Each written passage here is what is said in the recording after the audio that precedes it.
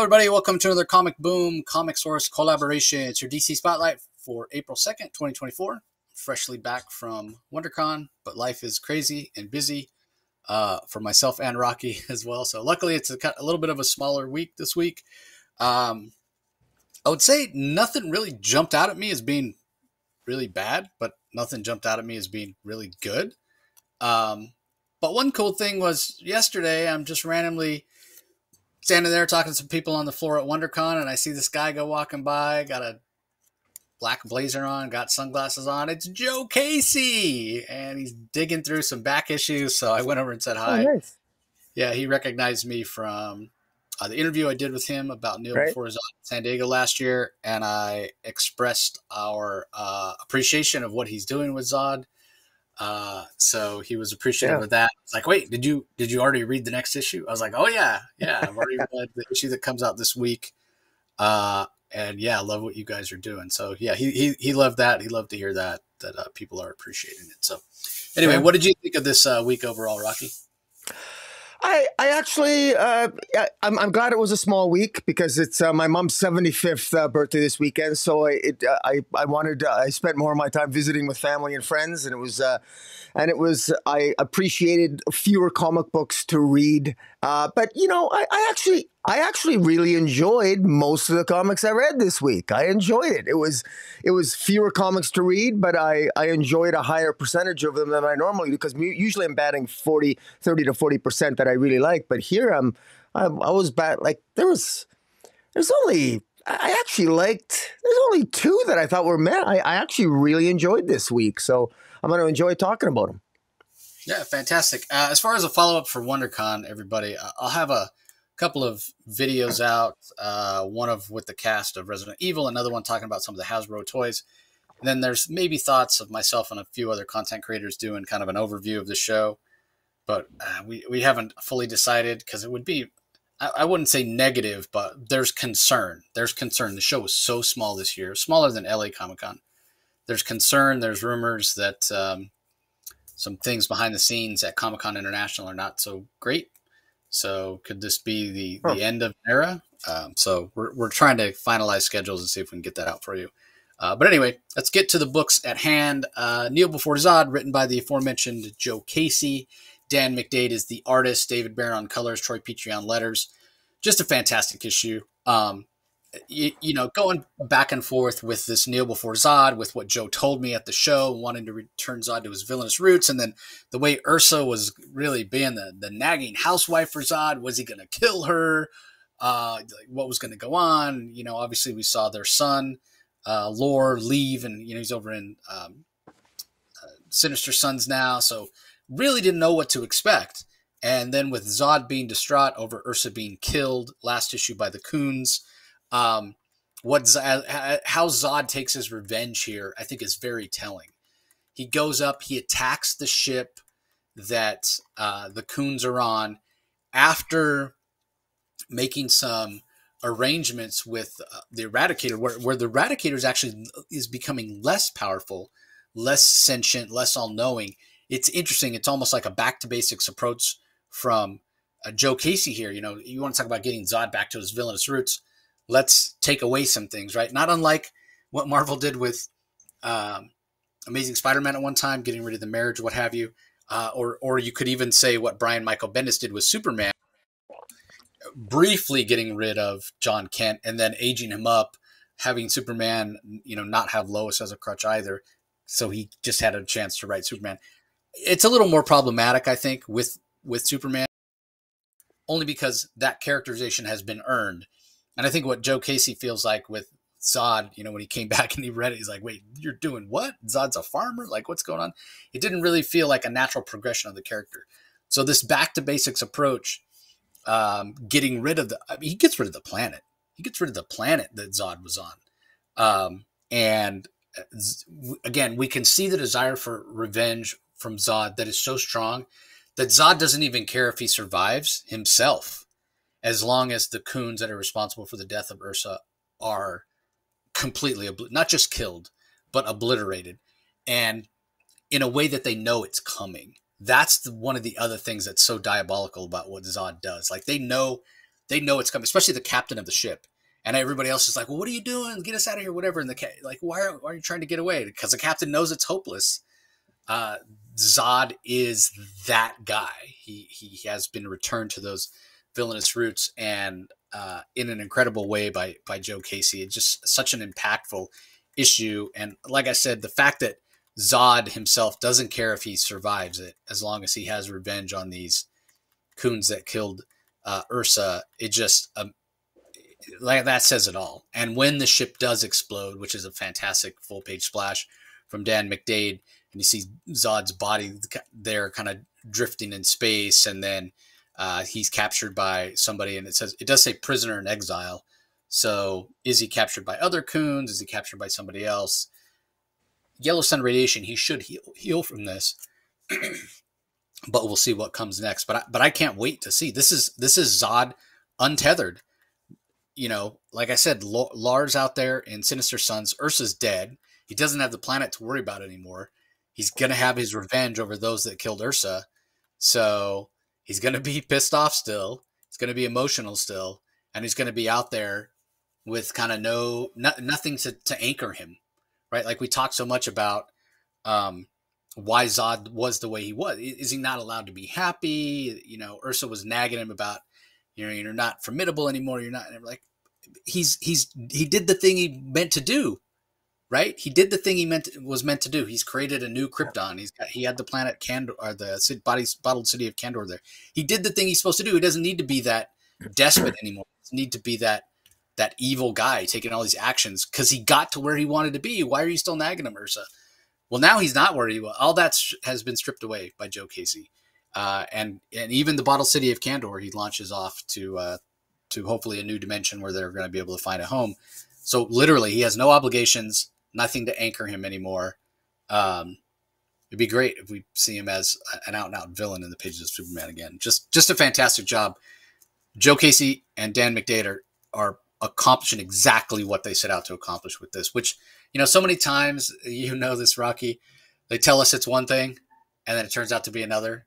Most recently, I guess, Adventures of Superman, Son of Superman, whatever it was, the John Kent series, where we were told it was going to be Ultraman, John Kent versus Ultraman. It turned out to be something completely different. Yeah. This is not the case. We're getting exactly what we were told we were getting, and I love it. So what are your thoughts on it? You know, it's interesting. I have a slightly different twist on this because I'm not getting exactly what I thought because my expectations were a little different. But I'm not saying I don't like where this is headed, but I have to admit I wasn't expecting this. This reminds me like a supervillain story. This is absolutely a supervillain deconstruction. It reminds me a little bit of Born Again, but a little bit like it reminds me of a Daredevil Born Again, but for Zod. And there's a part of me that's disappointed in Zod because he gave up. He gave up. He loses his wife. He finds out his own son betrayed him. His own son, Lor-Zod, betrayed him to the Khans, you know, because Lor-Zod, it was revealed, was captured by the Khans. And in order to escape the Khans, Lor-Zod made a deal with them, sent them to the planet. So the Khans attacked the planet. So Lor-Zod ultimately is going to find out he's responsible for the death of his mother because of the Khans he sent. So then Zod feels betrayed by his son. His planet's destroyed. His wife is killed. And he's directionless, and he loses all ambition to be a leader. He sends off the bottle city of Kandor with the Eradicator to a part of the universe that's unknown. Presumably, the Eradicator has a new set of protocols. We don't know what those protocols are exactly. What program did Zod put in the Eradicator? We don't know, but the bottle city of Kandor, the inhabitants in the bottle city of Kandor are in stasis, are in sort of suspended animation. At some point, presumably, they're headed toward a planet where they're going to be freed or at some point, but Zod is not going to be among them. And then Zod goes to essentially kill himself, or did Zod think he was going to survive? Maybe. So maybe this wasn't suicidal. I'm not sure how to read Zod's action. I agree with you that he didn't seem to care. He attacked the Khans, destroyed the ship. Maybe he didn't care if he lived or died, but surely if he was thinking about it, he's near a yellow sun. He's got to think that he's likely to survive. So he does that. But then now what? Now Zod is alone. He doesn't seem to, his actions kind of surprised me a bit in a way because I thought Zod was stronger than this, but the reason why I kind of like it is because it made me realize that Zod isn't as strong as I thought he was. And I don't think Zod is as strong as he thought he was. And I think ironically enough, I think Ursa, I think Ursa is probably disappointed in him from the grave because Zod is not very strong. I think this is Zod at his most weak and his most crazy. And so now I kind of got mixed feelings about it, but I give Joe Casey credit because I believe this. I believe that, lose your son, betrayed by your son. He was all about legacy, sending his son off on a rite of passage, just like the Zod family. His son betrays him. Kuns come to the planet, destroy everything. Wife is dead. He doesn't feel like a leader anymore. He probably feels that what do you have to fight for? I don't know what this guy has to fight for anymore. This can now go anywhere, this story. I don't know where it's going to go. Where did he send the Bottle City of Candor? What's Zod going to do? Who's capturing Zod now? Does Zod even care? Does Zod have a death wish? I don't know where Zod's mind is right now. And I kind of like it. I kind of like it. Yeah. So hats off to Joe Casey. But part of me feels that this is kind of a significant reset for Zod. And I'm really kind of curious to see where it's going. So I got to admit, I'm still processing the story. I'm still not sure. At first, I was kind of a little bit, I was off-put by it. But now, the more it's growing on me in terms of the potential of where this can go. But, I've bitched before. You and I both talked about how we need more villains. I want more villainy. I want genuine evil in the DC universe. And bloody hell, this is what we're getting with Zod. It's clearly we're going there. And I got to say, I'm inclined to like it. So, yeah, good stuff.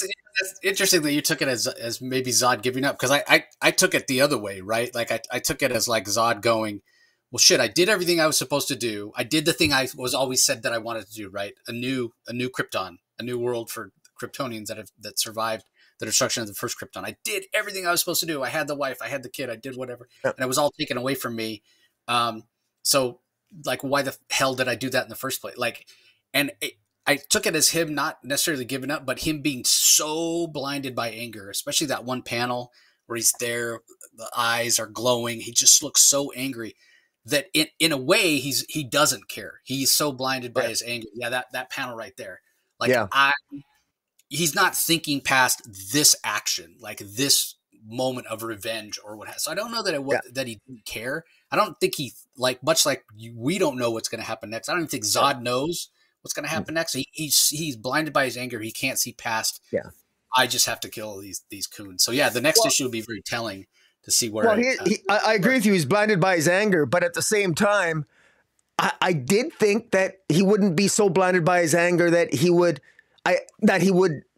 He was still in a strategically powerful position. He still had that massive weapon of destruction. He had an entire planet. He could still release the Kandorians and have them as an army on that same planet. He could still have a significant impact on the United Planets, but he doesn't do that.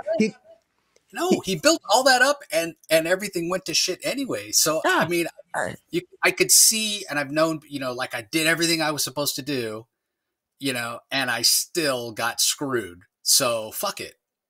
That's kind of like, it's don't get me wrong, not a healthy way or whatever.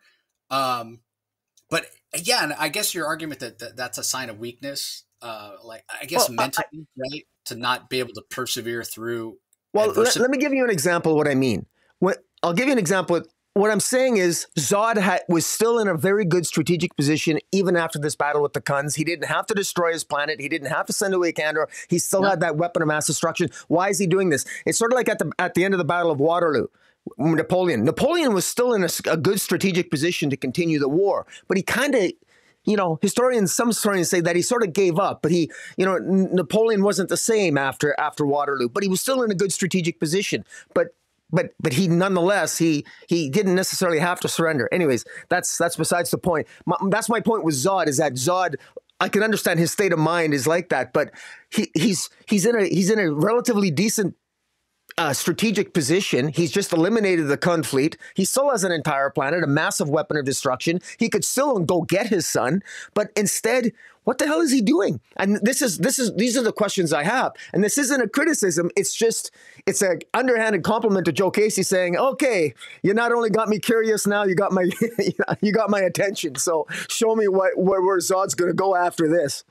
Well, maybe it's the selfishness of Zod, right? Like yeah, he's still in a position to have it all, but this is a massive setback for him, and his ego can't handle it. So he takes his ball and goes home. You know what I mean? Yeah. Like, if I can't have this, if Ursa's not going to be here, if Lars Zod's not going to be here, then I don't care what happens. I'm gonna go scorched earth. You know, I'm only gonna have to worry about myself going forward. I don't know. Again, the fact that we're having these discussions and we're intrigued by this just shows the strength of the series. So you betcha. All right. Up next, we have Poison Ivy number 20. I can't believe almost 2 years of Poison Ivy. G. Willow Wilson is the writer. Marcio Takara is the artist. Arif Prianto on colors. Hassan Otsman Elhau on letters. Secret Origin of Pamela Isley, part 3 of 3.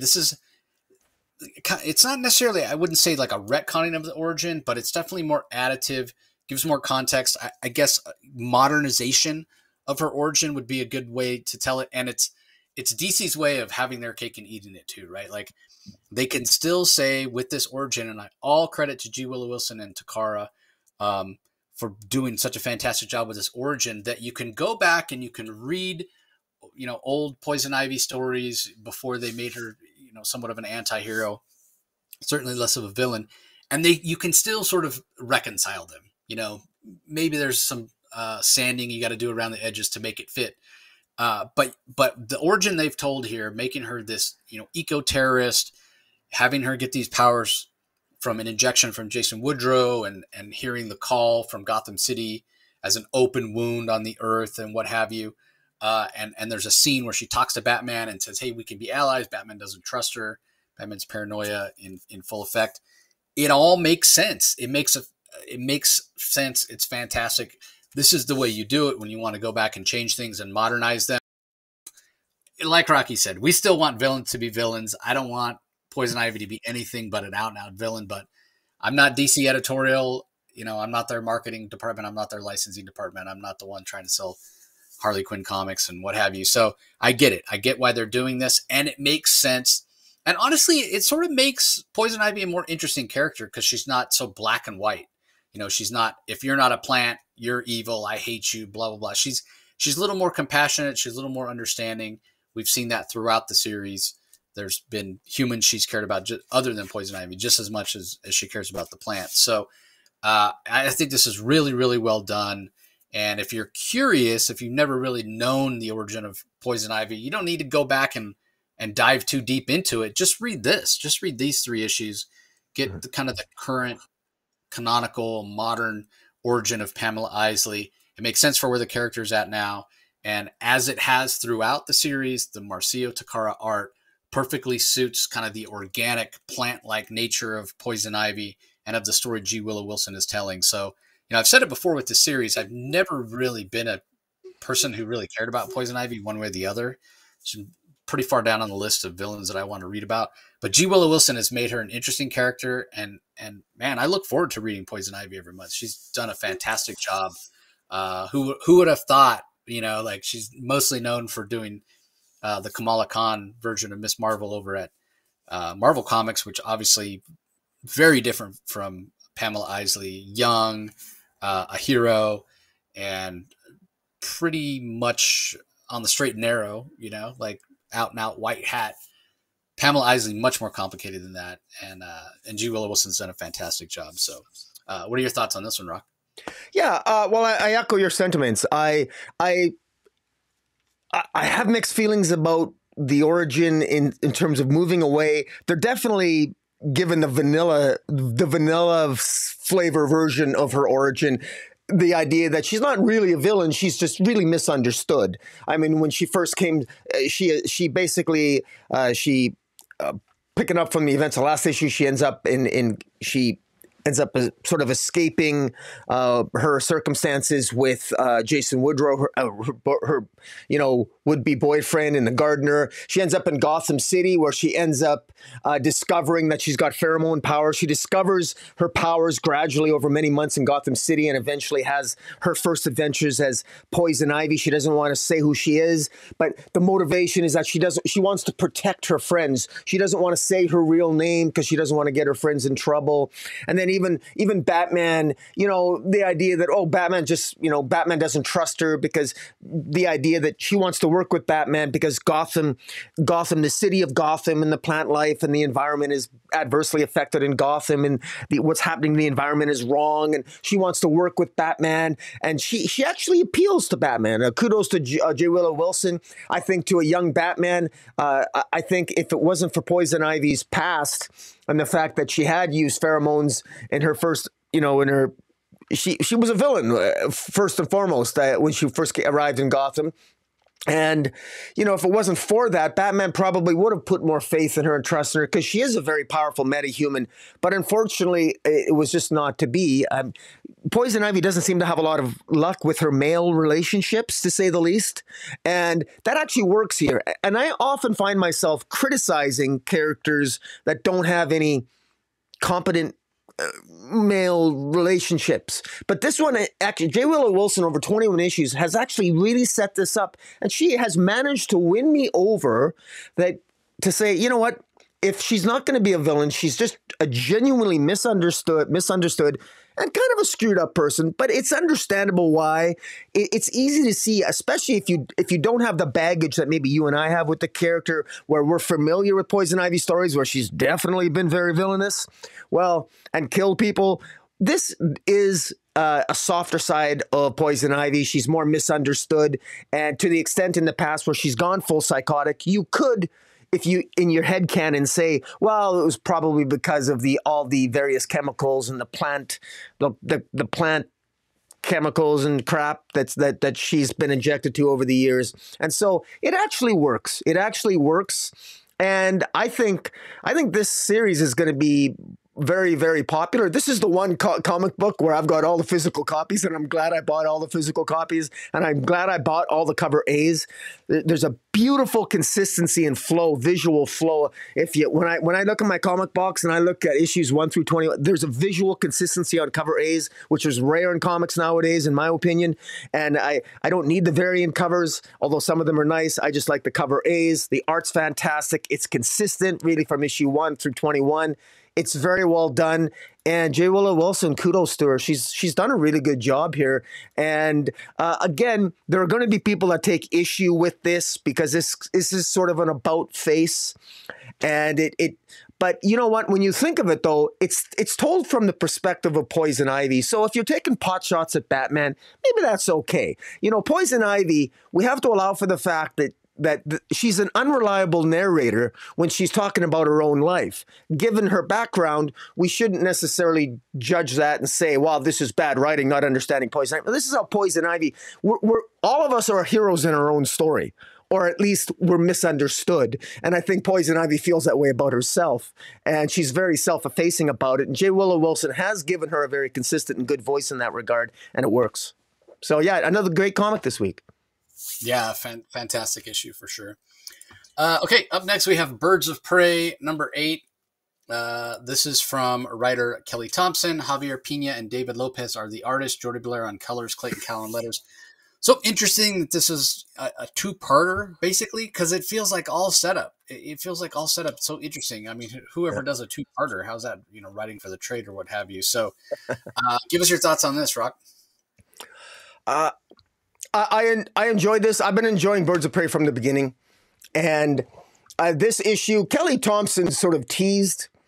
She teased this issue 8 in a number of interviews. I might have been. She gave one to you. Did she not? Did you interview Kelly Thompson recently, Chase? I've interviewed Kelly several times, but not recently. Not since she. Not recently.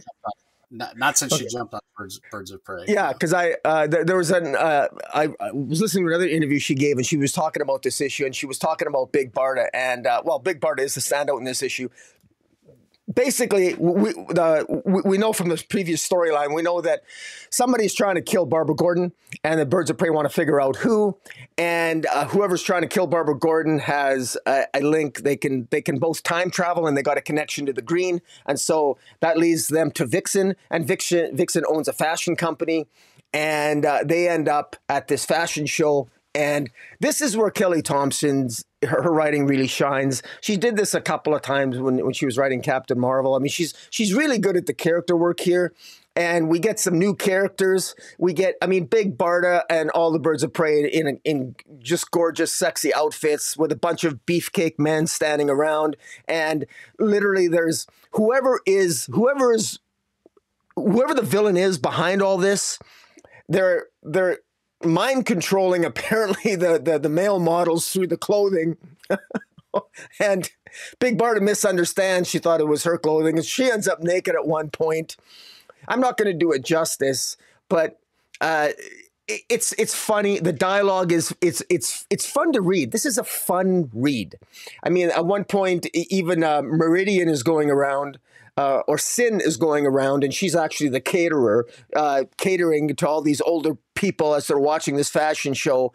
And it's the dialogue that makes, not a heck of a lot happens, but the dialogue makes this enjoyable and fun to watch. It's just a fashion show gone awry.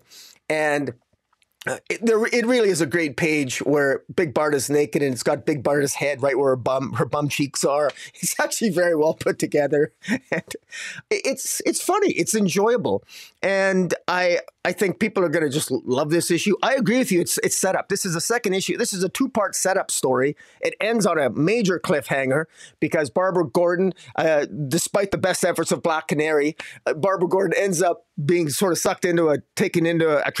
pulled into a vortex, and then at the end, it looks like all the Birds of Prey are going to follow, are going to go after her, of course, because they don't want anything to happen to her. But I thought this issue covered the whole range of emotions, from humor and fun and sexiness, and beefcake men, beautiful women, humor. Great dialogue. And then at the end, you got some sorrow and sadness as they watch Barbara Gordon get sucked in this vortex as Batgirl. And it's emotional because Black Canary feels she's failed her. But Black Canary turns back to the birds and say, under no circumstances are any of you to follow me, because she's not going to let Barbara be alone. And so she jumps into the vortex too. And of course, all the Birds of Prey heroically they don't even give it a second thought. They walk toward the light because they're, you don't leave no bird behind, right? And I thought it was just great. I thought it was really well done. And again, I love the issue, and I love the art. Javier Pina and David Lopez were the artists. I thought it worked really well. In fact, and the color work as well. The color work was less muted in this issue, which I really liked, because I know it was a little bit muted in some of the early issues, but this here, I thought it worked really well, the color work, and I liked it even more because of this. We got the birds in bikinis and sexy outfits, and given what the issue was about, I thought it worked really well. And again, just another issue that I liked. Thank you, Kelly Thompson, man. I mean, I really enjoyed it. What about yourself? Yeah, the Jordi Belair color work is fantastic. What's so interesting? So Birds of Prey is a property that's so much about, or at least as much about, the relationship between the different women as it is about whatever their mission is, right? One of the great things that Kelly Thompson's done is she's kept up with kind of that theme and that idea behind Birds of Prey, where it's so much about the relationship, especially between Barbara and Dinah. And you can see that, right, with how much she won't say, hey, make sure Batgirl stays outside. We want to make sure nothing happens to her, whatever. And then Black Canary following her and wanting to keep the other Birds of Prey safe. Hey, don't follow me. But the other thing that Kelly Thompson has done, while keeping that central idea that this book is really about the relationship between these women, she's brought in women that haven't been in the Birds of Prey before. So we can then explore new relationships between these female characters. Characters like Harley Quinn in the first arc, who hasn't been Birds of Prey before, and Big Barda, who steals this issue as Rocky mentioned. She's fighting nude. That's fantastic. Maps Maguchi, as much as everybody rails against John Kent being aged up because we were just sad about it, all the stories we missed out on. Maps didn't show up anywhere near as often, and we're still getting Map stories for that matter, because Kelly did it the right way, right? It's a Maps from the future coming back. So we have lost nothing with Maps. We can still have all those stories of Maps in her formative years, but yet we have this future Maps, this Meridian character, where we're getting to see her aged up. We're getting to see her as maybe a tangential Birds of Prey member or reserve Birds of Prey member. And again, exploring those relationships and the complexities of the way these characters play off each other.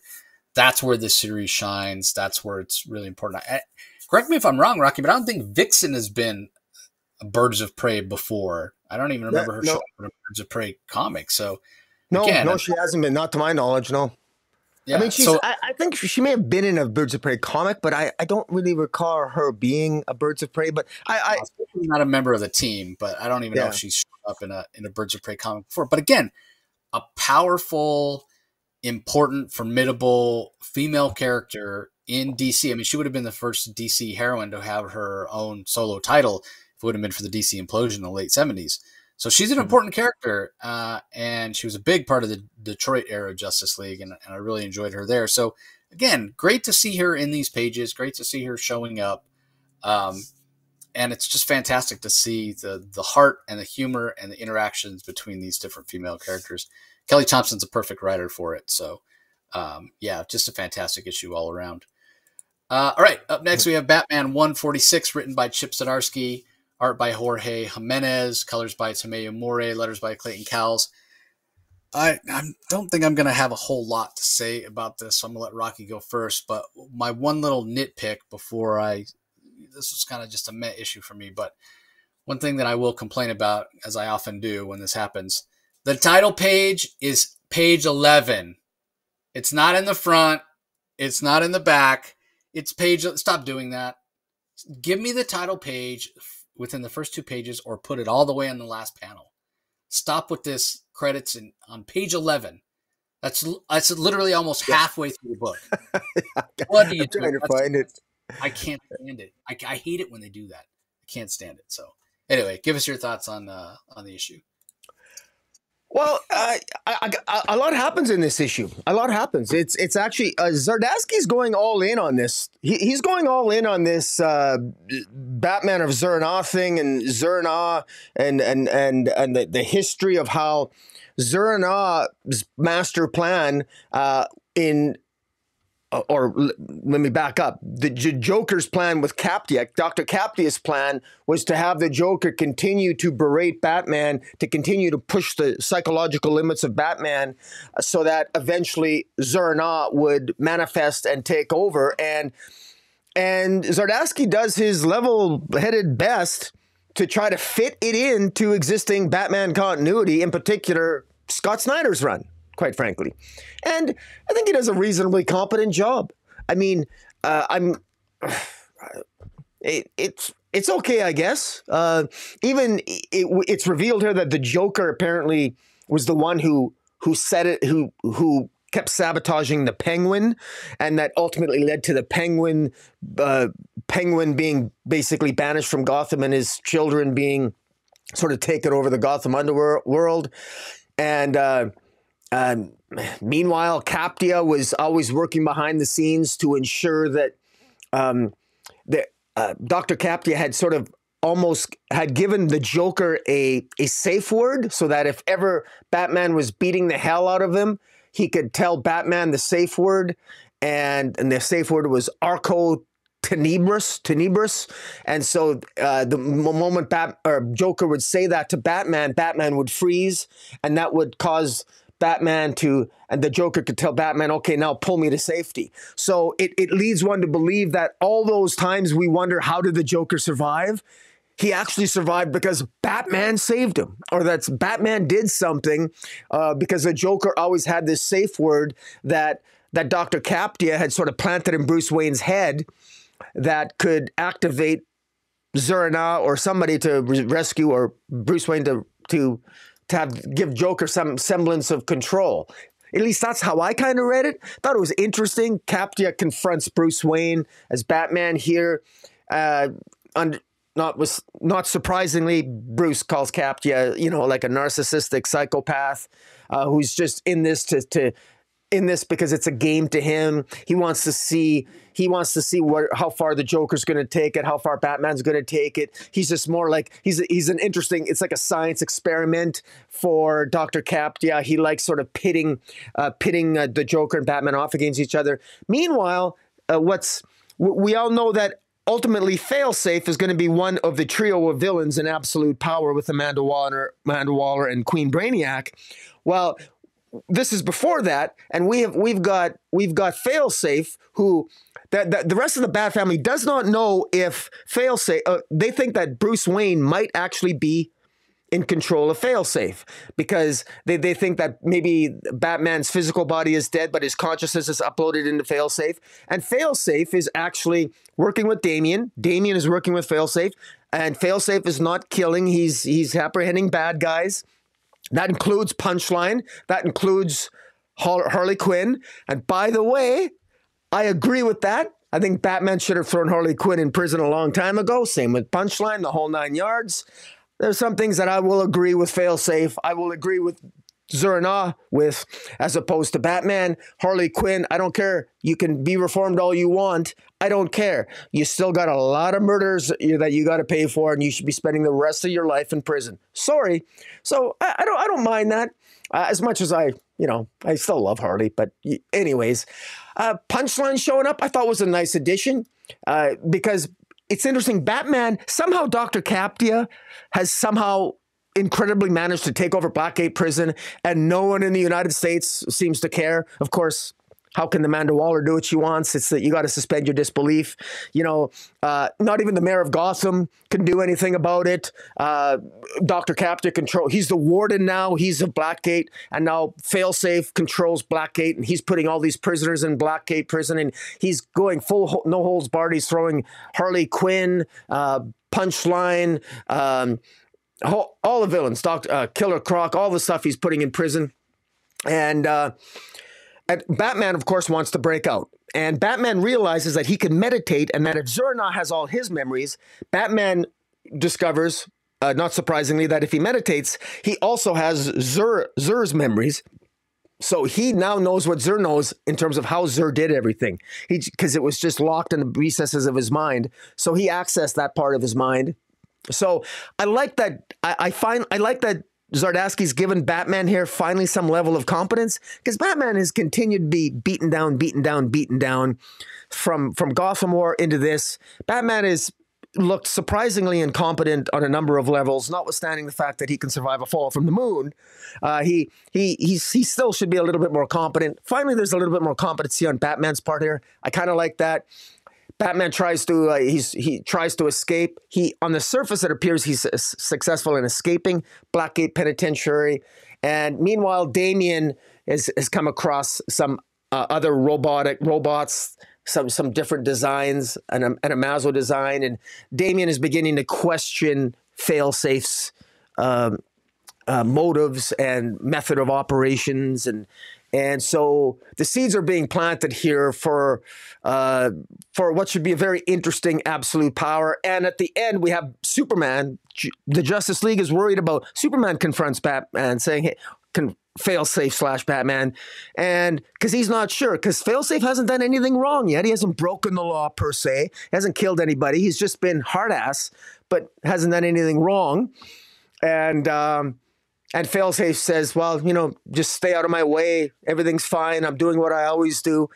And so far, he's right. And so there's this uneasy relationship between Batman and the rest of the Justice League. And it's believable. It's believable. So, and it's quite easy to see that before the SHIT hits the fan, Absolute Power will be with us. And just a quick aside, I'm of all the aspects of absolute power, I'm more interested in Failsafe as being 1/3 of that trio of villains than I am with Amanda Waller or Queen Brainiac. I'm really curious. I'm really that excites me. So this storyline excites me, and I enjoyed this issue too.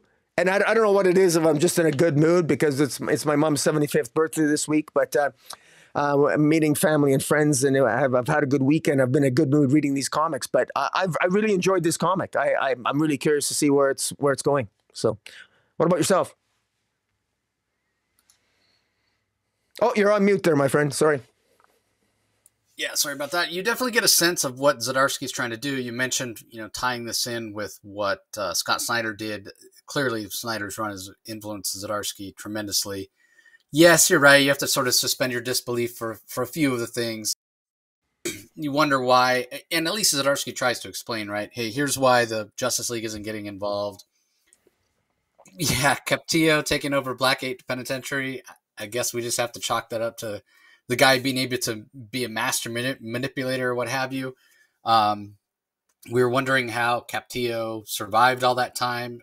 It was either we're talking about last issue or the issue before, all that time in captivity. Great to see Zardasky address that. You mentioned it, the Joker safe word or what have you. Batman didn't even know he was doing it. So, yeah, I mean, it's a good story. I can see how it could rub some people the wrong way because it is a bit of retconning. How could this be going on? How could Batman not be aware or what have you? But I'm willing to set all that aside and just say, hey, this is interesting what Zardasky's trying to do. Because, we mentioned getting Zod back to basics. In a lot of ways, Bruce is back to basics, right? Like, he's got nothing. He doesn't even have a shirt. Doesn't have his utility belt. He has his cowl. He has his pants and his boots and his gloves and a truck he stole, apparently. And somehow he's going to have to defeat Failsafe. Even though Failsafe has defeated him time and time and time again, you could argue that's a little bit of an ex deus machina that he came to that realization that, hey, if I stop and meditate, if Zur-En-Arrh and in turn Failsafe know everything in my mind, they came from my mind, I should be able to access that in some way. So it's probably just a situation where not enough real estate, not enough space in the comic to really flesh that out more. It's an important moment and perhaps a turning point in the story. And it's easy to miss because it's just a couple of panels. It's not even, again, I'm sure it's an issue of real estate, but having a big montage piece might have been better. You could have had Bruce's face, in the center, and then everything, all these different Failsafe or Zur-En-Arrh plans, or him building Failsafe or something kind of around it. So it really hit, because I think it is a key moment, and it could be missed by some people. But we'll have to see. I'm sure Zardasky will reference it more as the story moves forward. So as much as I'm not a fan of the Joker, not a fan of what we've gotten so far with tying in Bruce's origin and the Joker origin so closely, and Captillo being kind of the link that ties them together, I have to admit what Zardasky's doing is interesting, and I feel like it is additive to the Batman mythos. So we'll see how it all plays out. As far as the art goes, Jorge Jimenez, fantastic artist, I think. Certainly loved his work on Super Sons. This is a grittier style that he's doing here. It makes sense why he would do a grittier style. It is Batman. That being said, I don't enjoy his art. I didn't enjoy his art on Gotham War. I haven't enjoyed his art here as much as I enjoyed it on Super Sons, where it was a bit cleaner. Even his Justice League run with Scott Snyder, where things were a bit cleaner. But again, you can understand why he's making it a little more gritty, a little more visceral, a little more textured in this story, because that's what a story set in Gotham calls for. I also appreciated Zardasky kind of explaining, going all the way back to the beginning of his run, explaining the motivation for the Penguin and tying that in with everything. And it's really one of those situations where everything Zardasky's done has been one long run, not so dissimilar from what Tom King did, but I think the difference is that Zardasky's run is paced so much more quickly, and it's something I think probably traditional Batman fans are enjoying more, because it's Joker Batman as opposed to Batman Catwoman. I think you get more people that are interested in Joker Batman than you would Joker Catwoman. So again, I think Tom's run got probably more grief than it deserved. But again, I think what Zardasky's doing here is very inspired, and it's not a bad idea to take inspiration from one of the most beloved recent runs on Batman, which was Snyder Capullo. So he's smart to do that. Yeah, it's true. Up next, we have Suicide Squad Kill Gotham, issue number 3, written by John Layman. Art is by Jesus Hervas. Colors by David Barron. Letters by World Design. This is a Harley-focused issue. This is the Harley from the video games. So if she doesn't behave the way that you might think Harley should be behaving in the regular issues, she's still very villainous here. That's why.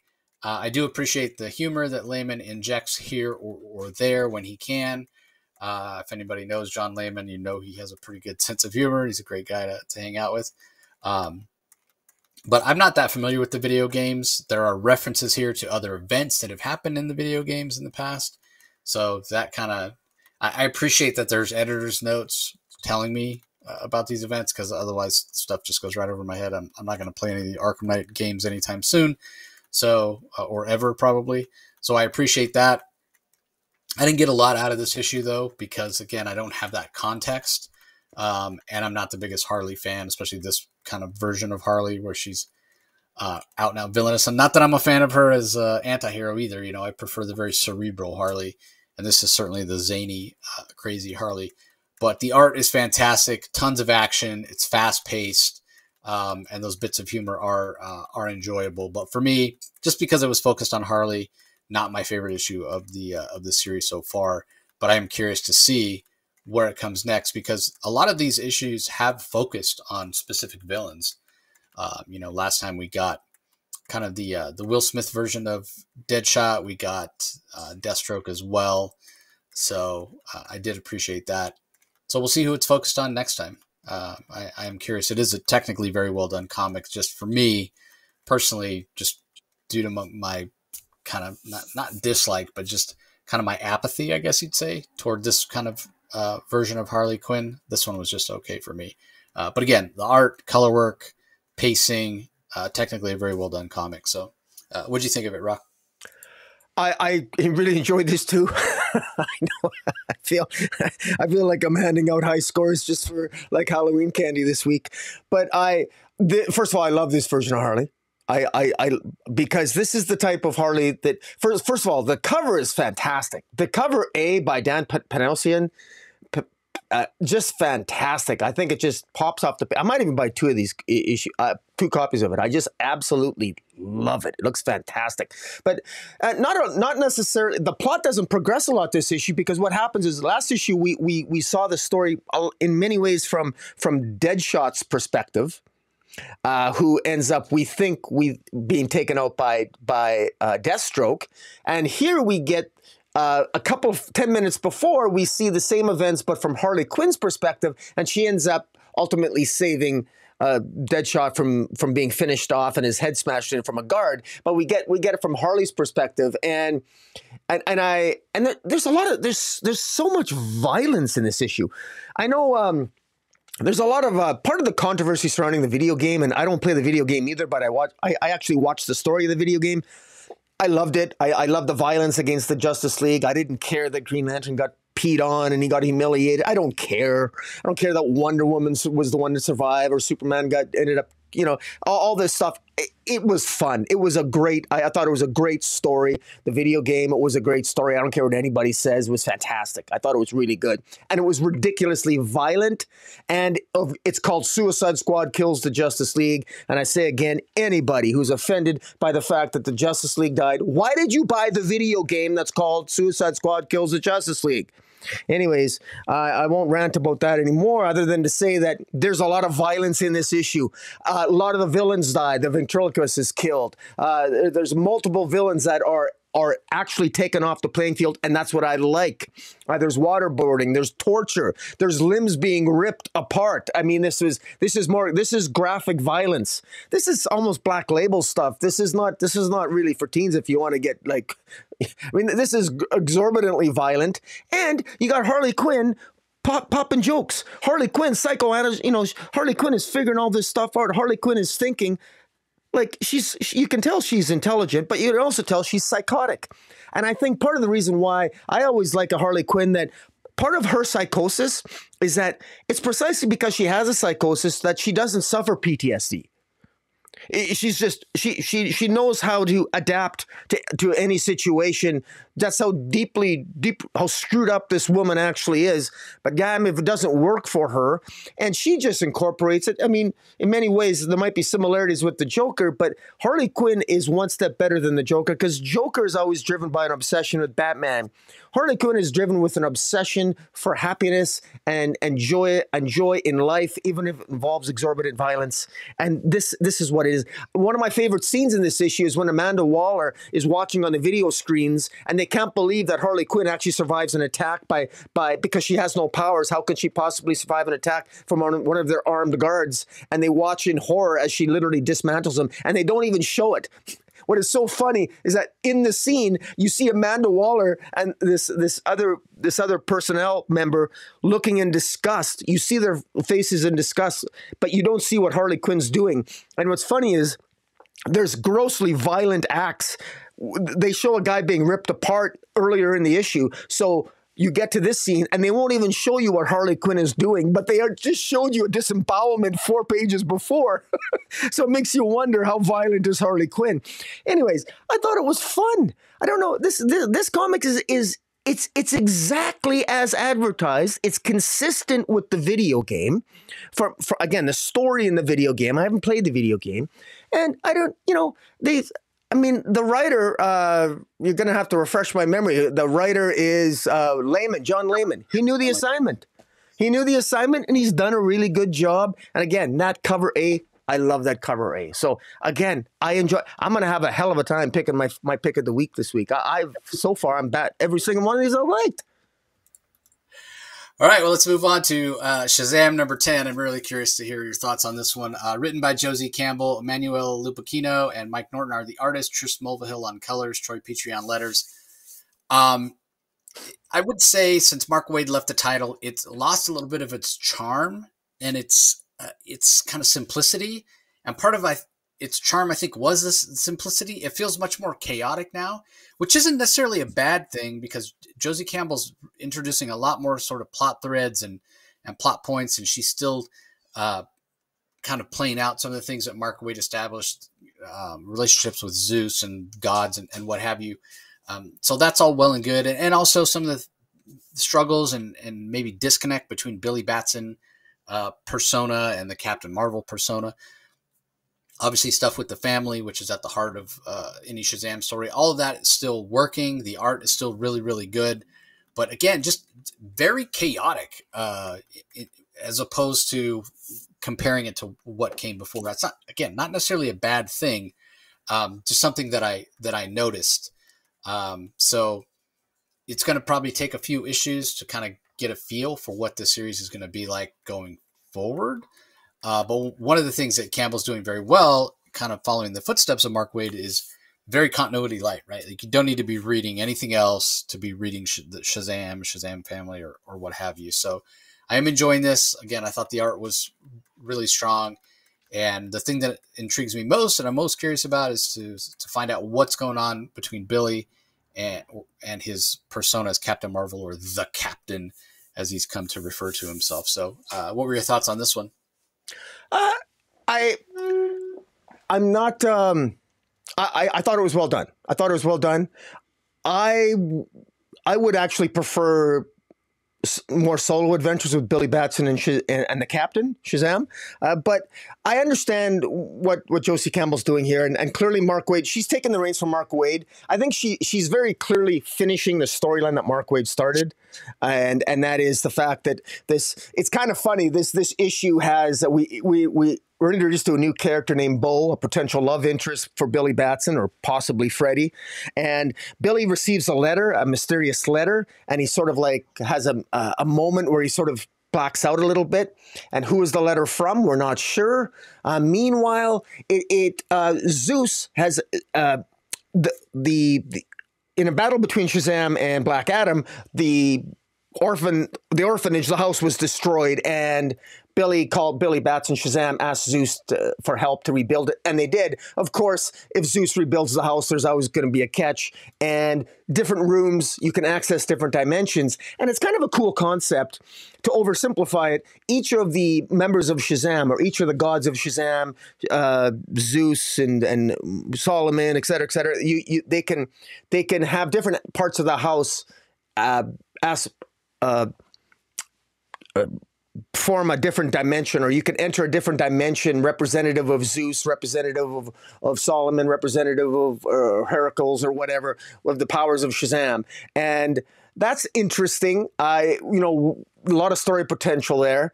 We finally have an acknowledgement. Zeus at one point says that he died. And we still don't know how Zeus came back, but kudos to Josie Campbell to at least acknowledge that Zeus, in fact, died. And he was killed by his wife. Is he still married to Zeus, or is Zeus still married to Hera? I mean, it's a perfectly dysfunctional relationship. I mean, if your wife tries to kill you, why not stay married to her? I mean, especially if you're a Greek god, right? But there's a lot happening here. There's a lot happening on the page, and Josie Campbell, I think, she took this, she's having a lot of fun with this. There's seems to be a creature that also the various dimensions that now form part of the house, in just like when Billy Batson utilized part of the Rock of Eternity is grounded in this house now. And using the same principle, Zeus said, well, if part of the Rock of Eternity, if Billy Batson can access parts of the Rock of Eternity from the house, why can't he access part of my domain, and what have you? And that's kind of what he does. But apparently it attracts other creatures as well. And this creature ultimately is probably end up going to return, but they ultimately managed to push this creature away. And will the creature return? We don't know. The issue ends with the captain, Shazam, throwing away the mysterious letter that Billy Batson received. And it seems to suggest that maybe Billy Batson doesn't know that Shazam is burning the letter, which is very interesting, because I always thought that Shazam and Billy Batson, I always thought they had each other's memories. Maybe I'm wrong on that. But, because it poses the question, what is the psychological makeup of Billy when Billy Batson turns into Shazam? Is he not, when he's talking, is he not Billy Batson? They're basically the same person, just different body. Yeah, or is the captain a living different entity? I don't know. It's almost as confusing. Is this like a Batman Zurna thing, but on a more friendly basis? I don't know. So this is intriguing. So I got to say, that I'm actually interested in that. I think, well, that's sort of throwing the mythology, throwing it a curveball, and I actually find it kind of interesting. What is that relationship like? Because I think of it this way. Remember what they did with Thor, and I'm not an expert on Thor, and I don't want to upset Marvel guys watching, but I remember Thor and Donald Blake. Donald Blake would always hit the cane, and he'd turn into Thor, and I always wondered, well, is Thor Donald Blake, or who is? But now Thor's a different entity. Is he separate than Donald Blake? So are they going to do the same thing with Shazam and Billy Batson? Or are they going to separate them at some? Is this the beginning of a major shift? I don't know, but I'm curious as hell again. And so while this wasn't one of my favorite issues of the week, it was a good one. I enjoyed it, and it ends on a cliffhanger that it's keeping me glued. And I'm Josie Campbell. Good job. I enjoyed it. Finally, one you don't have to consider for your book of the week. Yeah, but it's still good, though. I want to give compliments to her because it was still pretty good, but a lot of competition this week in my mind. Yeah, 100%. All right, up next we have Superman 78, The Metal Curtain, issue number 6. This is the final issue, written by Robert Venditti, art by Gavin Goodry, colors by Jordi Belair, letters by Dan Lanfear of A Larger World. While I enjoyed the end of this, and it was very much in keeping with the tone throughout, one of the things that we've both mentioned, this is a very simple story. And again, I won't hold that against Robert Venditti, who's one of my favorite writers, but when you think about the stories that we have in the Christopher Reeve universe of Superman, or Christopher Reeve version of Superman, they are sort of very simple stories, a little bit of their time. you wonder, had he not tragically had his accident and passed away, if there might not have been an evolution of those stories where they got a little bit more complex. Because I think nowadays audiences and people that read comics, the expectation is for stories that are a little more sophisticated and aren't so black and white. But again, this is of its time. It's set in the Cold War. Superman's the good guy, and this evil Soviet Union version of Metallo is the bad guy. And the way everything is resolved is Superman doesn't beat Metallo in any sort of physical way, because Metallo has kryptonite and kryptonite powered, and technically he could kill Superman, but he reaches him on a philosophical level. And the way Venditti presents that is they're fighting in the middle of Moscow. Damage is being done and people are being put in danger in Moscow. And Superman, despite the fact he's being attacked by Metallo, and it's going to, probably cause him pain because he's not engaging with Metallo. Instead, he's stopping to make sure that the people of Moscow are safe. When he gets knocked into a pillar, he makes sure that the people that are hiding on the other side of the pillar are safe. When he gets knocked into a side of a building and the building starts to crack, he keeps it from collapsing, even though it means that Metallo is going to get a free swing at him. And so when he points these things out to Metallo and says, hey, your leaders have lied to you, again, with the perspective that we have, hindsight's 2020, we know communism didn't work. We found out about all the corruption. Not that we didn't have our suspicions already, but we found out about all the corruption after the collapse of the Soviet Union. Like we understand. We understand what Metallo learns in this issue, and we take it for face value, what have you. But again, a very sort of Christopher Reeve version of Superman way to reach Metallo. But I think for some people it may not land with the same kind of impact, right? Because you think about, well, if this really was a film, you want that big battle and Superman to emerge victorious in some sort of physical way. It's not so unlike the way that the Gal Gadot version of Wonder Woman wins the day in Wonder Woman 2, where she kind of appeals to everybody's sense of belonging and sense of love and, caring about each other rather than beating Maxwell Lord in some sort of physical altercation or what have you. And we all saw how well that went over. Really, this movie was really not well received. So again, I think it works for this version of Superman, but I can see both sides. For me, this is just a fun trip down, a Christopher Reeve memory lane. And it doesn't make me sad what might have been. But anyway, I thought it worked. It was enjoyable. Although maybe if I have any nitpick, Superman reaching Metallo and Metallo's sort of turn, it did feel a little bit abrupt. But again, I can understand why it was done the way that it was. So for me, this worked.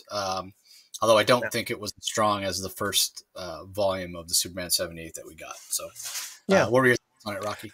I share your sentiment. I'm just going to add the comment that, it occurred to me as I was reading it that the first thing that occurred to me is I thought it was a little bit simplistic, even juvenile. But then I scolded myself a little bit because I thought to myself, what's happening in the world right now? How many Americans and Canadians and how many of us, how do we feel about Russian people right now? How do we feel about Ukrainian people right now? How do we feel about Israel's and Hamas?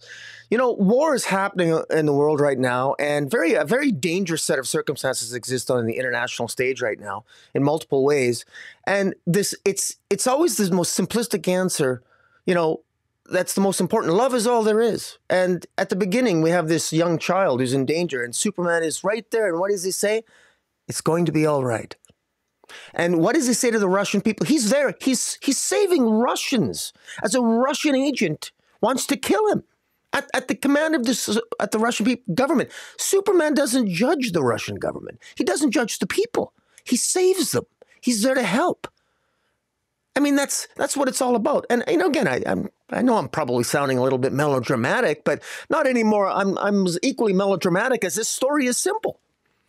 And I think in that way it works because that is the message.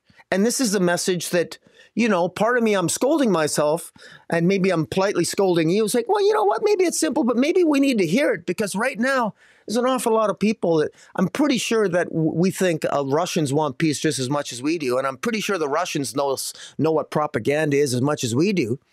And, and what is the truth? What isn't? Well, actions are louder than words. And at the end of the day, Superman does one thing when he's in doubt, and he's rarely in doubt. What does he do? He helps people. What does he do when he's in doubt? He saves everyone, rather than just, pick. No, he saves everyone, because that's the easiest choice to make. Help people. And that's the message that I get from this. And it is a good story. It is a little simplistic, but you know what?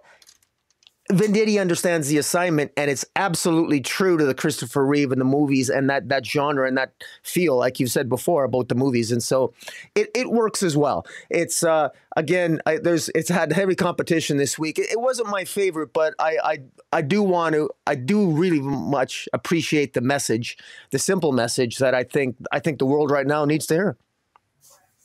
Yeah, I mean, I don't disagree at all. And the other thing is, you got to keep in mind that even at the time the story is set in, right? It is set in the Cold War. I mean, Soviet Union doesn't exist anymore. So, yeah, you can kind of understand a little bit more of the us versus them mentality. But yeah, you also understand that if Superman is standing right there in front of you, if he's just saved you, if his actions show over and over how much he cares about everybody, he saves people, you could see why people would be persuaded. Even Metallo, who purports to hate him at the beginning of the story and throughout. So, all right. Up next, we have Blue Beetle number 8, written by Josh Trujillo. Adrian Gutierrez is the artist. Will Quintana on colors. Lucas Catoni on letters.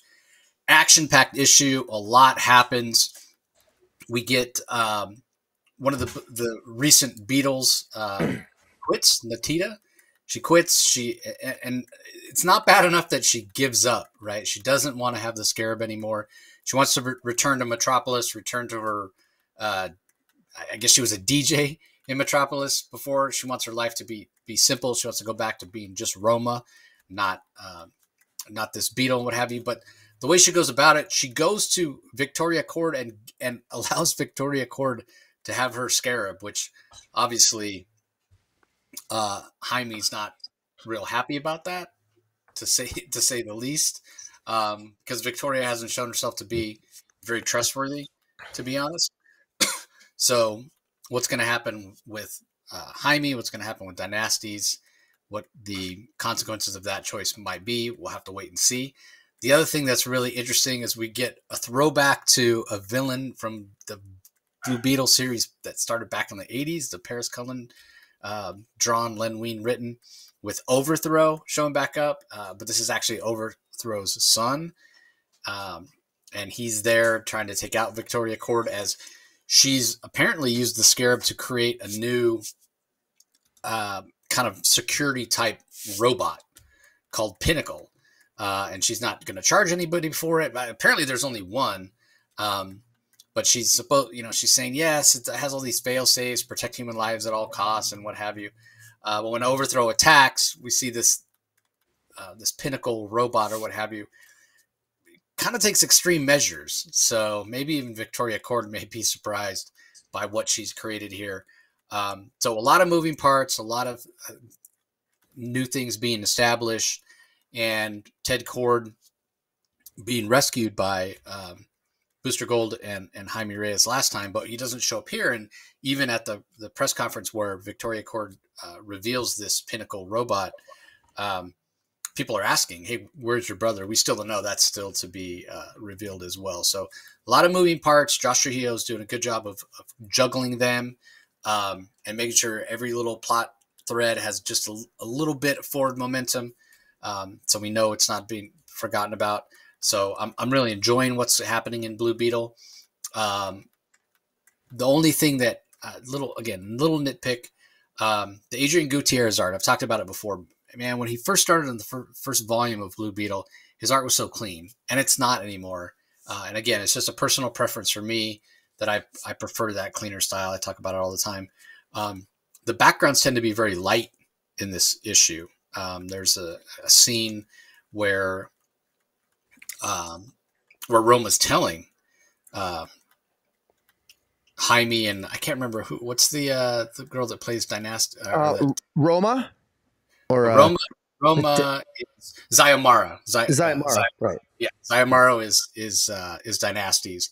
Roma is Natita. So anyway, when Roma is telling Zayamaro and Jaime about how she just couldn't do it anymore and she wanted to get back to her life in Metropolis, and how she asked Victoria to remove the Beetle from her, like in those scenes, and it still does work with what they chose to do in the background, but the backgrounds in those panels are just monochromatic. It's just the entire background is blue, or the entire background is orange, or the entire background is purple. So not a lot of detail there, obviously. And they do switch up the color, which kind of helps to set the emotional tone of the panel. But the point is that when you do that, and you don't have any detail, that ink splatter that Adrian Gutierrez is using, it's even more apparent, right? And I'm just not a fan of that. So anyway, I am enjoying this. I do feel like this the series is very much in keeping with the tone of the movie, which I really enjoyed. I wish more people had gone to see it and it had done better. But I am enjoying this, and I'm curious to see what happens next, because like I said, Josh Trujillo really has a lot of different plot threads going on at the same time, and he's keeping them all moving. So what do you think of it, Rocky? Well, it's interesting because this is the first issue, and I know it's taken me 8 issues to do it, but this is the first issue where I actually feel that I'm slowly starting to get a handle on Natita, Dynasties, and Blue Beetle. So it's Roma, Zayamora, and Jaime, and I'm finally getting a handle on the names a little bit more. And I like that. I still haven't, admittedly, okay, it's Kaji Da is the Blue Beetle entity for Blue Beetle, and it's Naldar is the Beetle entity for Natita, and I'm not sure what the name is for Zayamara Dynasties. But so I'm still working on the names, and that's, I don't know if that's a fair criticism of me to say, because all these characters have their different Beetles and their different colors, and so that's on me to sort of figure that out. I mean, in fairness, some people have made that criticism, but then how the hell people love the Green Lantern universe, and you got an emotional spectrum there, and everybody can rattle that crap off by heart. What's wrong with Blue Beetle? There's fewer players, so it's not. I can't legitimately say that criticism with good conscience, because the fact is, this is actually as interesting to me as some of the mythologies in the Green Lantern universe. The writing, sometimes the pacing's been a little bit off for me, and the art's been off for me throughout the issues. But at the end of the day, I am really, what keeps pulling me back here to be continuing to have interest in this, and I buy the physical copies of this as well, is actually, I really get a sense that we're building from scratch a new mythology for Blue Beetle. We really are. We're at the ground floor here, and I think a relatively good job's been done. I particularly like that all these characters have very different voices. I mean, Zayamara in particular is pissed off at Roma Natita for she feels like she betrayed her to Victoria Court. How could you give her your powers? They got different feelings about their powers. Natita doesn't want her powers. She's afraid of them. She doesn't want to see herself like a monster. This isn't like Power Rangers 2.0. These are I should watch what I say. I don't collect Power Rangers, but I don't collect any Power Rangers comic. But I feel like each of these individual characters have their own voice. There's even a potential love interest with one of the aliens having the hots for Jaime here, and he's already got potential love interest already in the series. I like that Victoria Cord is a complicated villain. She's not really a villain. She's kind of an anti-hero. She kind of has her own agenda. The fact that she builds Pinnacle utilizing the technology that she gets from Natita, from the Null Dar, which I think lies at the heart of the Pinnacle, machine that's created. And Overthrow, I'll be straight up, I've never heard of Overthrow before. I thought that was a new character. That just goes to show my lack of knowledge of the mythology. but I thought it worked really well. I agree with you. The backgrounds, I wish the backgrounds were sometimes a little bit more filled in, I guess.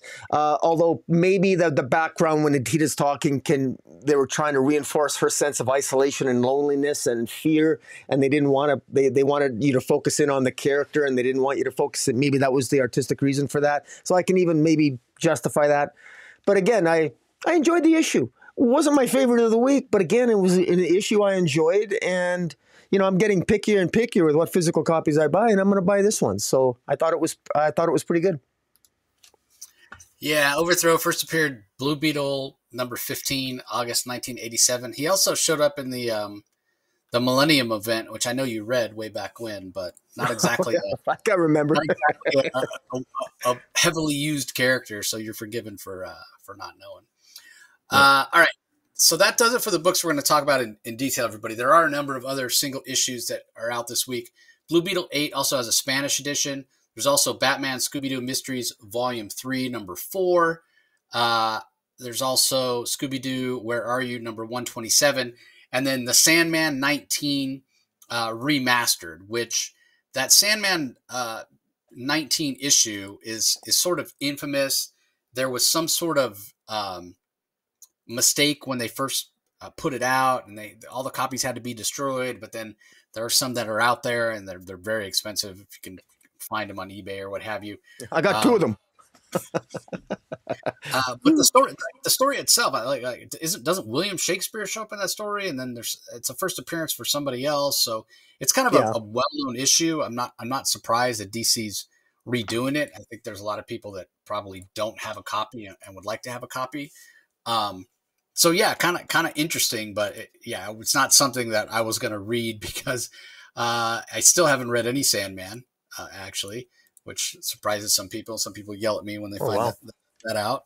But yeah, I still haven't read any Sandman, so I wasn't going to jump in with issue 19. But anyway, that's out this week as well.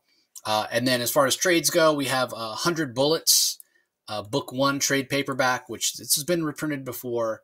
But this trade paperback collects the first 19 issues. It's nearly 500 pages. That's the Brian Azzarello, Eduardo Risso story, which is really, really fantastic. Also, Bad Dreams, a Dreamer story, which when we had Nicole Maines on a few weeks ago, she was talking about that. That's in the YA line. That's out there as well. Also, Batman, the Brave and the Bold, Volume 1, the Winning Card trade paperback. So this is not reprinting all the stories from Batman, Brave and the Bold, just the Winning Card story, just the Tom King, Mitch Garrett story, which I think it took about 7 or 8 issues of Batman, Brave and the Bold before they finally all came out. So if you want to read just that story, you can pick that up. Cyborg Homecoming trade paperback is also out. This is the Morgan Hampton written series, which I really enjoyed. In fact, I ran into Morgan this weekend at WonderCon. Hopefully we'll have him on at some point to chat about it. That's out as well. Also the JLA, the Grant Morrison version of JLA, and this is when you still had the Electric Blue Superman. It's getting a collection that collects the first 9 issues of JLA, plus the JLA Annual, plus some other books that cross over with those. Rocky and I have both been enjoying the Sandman Universe Nightmare Country, the different volumes of that. The latest iteration of that was The Glass House. It's getting a hardcover, which collects all 6 issues. We also really enjoyed the Spirit World 6-issue mini that came out recently, written by Alyssa Wong. That is getting its own collection.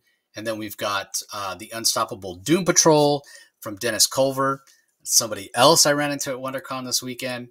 He is really hoping to do more of Doom Patrol.